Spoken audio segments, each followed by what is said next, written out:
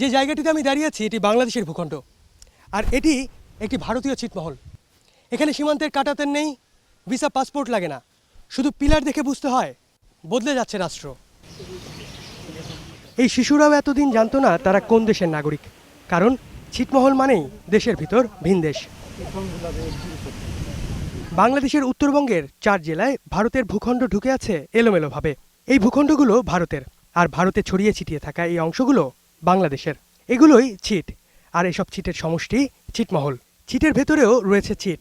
বাংলাদেশের কুড়িগ্রামের ফুলবাড়ি উপজেলায় রয়েছে ভারতীয় ছিটমহল দশিয়াছড়া, আর এর ভেতরেও রয়েছে আরও এক টুকরো বাংলাদেশ, চন্দ্রখানা। এমনই জটিল ছিটমহলের মানচিত্র, তার চেয়েও জটিল এখানকার মানুষের জীবন। গেল ৬৮ বছরে সাদা স্ট্যাম্পে জমি কেনাবেচা করেছেন এসব এলাকার মানুষ। অনেকে হারিয়েছেন জমির দলিল, কারো আবার জমির রেজিস্ট্রি হয়েছে ভারতের ভূমি অফিসে। একজনের জমি দেখেন আরও 5 জনের নামে দলিল হয়ে আছে। আগে যে চেয়ারম্যানগুলো ছিল ওরা কিন্তু জাল দলিল করছে। এখন হয়তো আমাদের একটা আতঙ্ক আছে যে বাংলাদেশ হওয়ার পরে এখন আমাদের এই জমি আমাদের কাছে, আমরা যারা মালিক, আমাদের কাছে থাকে কি থাকে না।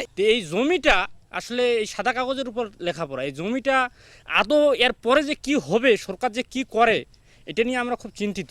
এই মালিকানা যেন আমাদের বহাল থাকে, এটাই আমাদের বাংলাদেশ সরকারের কাছে দাবি। এই অবস্থায় 22 জুন থেকে 31 জুলাই পর্যন্ত জমির কেনাবেচা বন্ধ রাখার নির্দেশ দিয়েছে স্বরাষ্ট্র মন্ত্রণালয়। আর এই জমির মালিকানা নির্ধারণকে স্থল সীমান্ত চুক্তি বাস্তবায়নের পর সবচেয়ে বড় সমস্যা বলে মনে করছে স্থানীয় প্রশাসন। আমরা প্রায় প্রত্যেকটি ছিটমহলে আমরা মিটিং করেছি, তাদের সাথে কথা বলেছি, এবং সেখানে যেটা আমরা বুঝতে পেরেছি যে সবচেয়ে সমস্যাটা হবে আপনার জমি নিয়ে।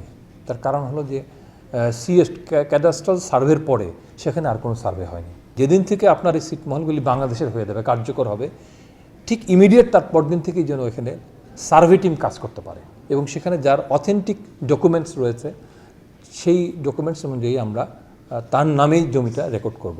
এদিকে অনেক এলাকাতে খোদ ছিটমহল বিনিময় সমন্বয় কমিটির নেতারা জমি দখলের চেষ্টা করছে এমন অভিযোগও রয়েছে। অনেক ছিটে ক্যামেরার সামনেই হয়েছে বিবাদ।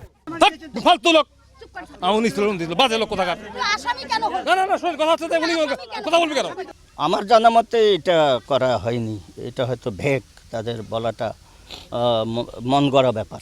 এখানে অনেক মানুষের অভিযোগ আপনার বিরুদ্ধে।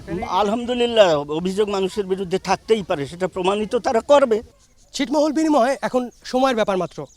এ নিয়ে অনেক আনন্দ এসব এলাকার মানুষের।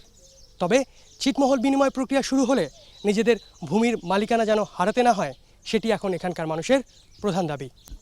জামান মণ্ডল, 21 টেলিভিশন, কাজলদিঘি ছিটমহল, পঞ্চগড়।